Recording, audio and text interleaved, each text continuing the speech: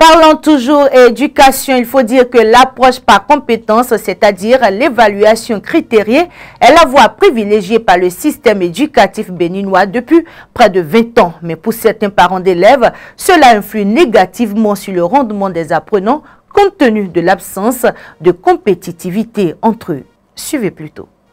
Depuis près de 2 décennies, le système éducatif béninois a adopté l'approche par compétence comme méthode d'apprentissage.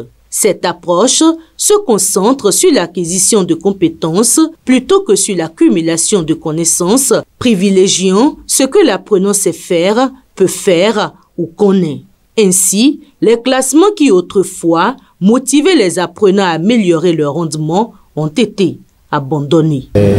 Nous avons souvent fait ce constat quand on nous envoie les bulletins des enfants.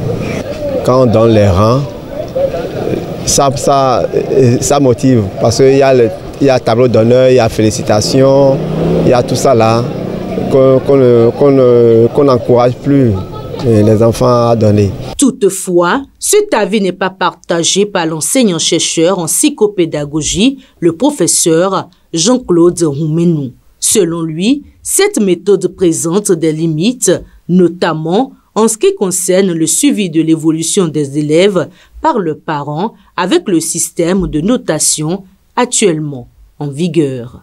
Notre système éducatif veut mettre l'accent sur les apprentissages réels que font les écoliers, les élèves, les étudiants, en adoptant une autre façon d'évaluer.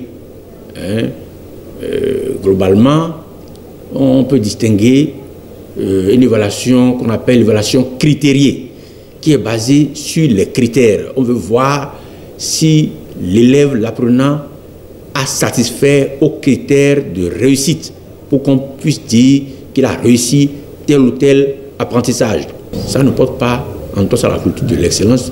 Pour les autorités en charge de l'éducation, cette réforme vise à réduire le taux de déscolarisation.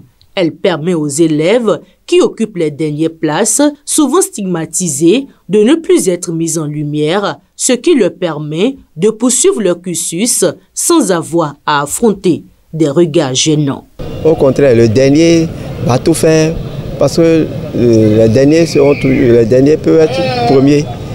Maintenant, celui qui est premier, il va toujours garder, il va tout faire pour maintenir sa place.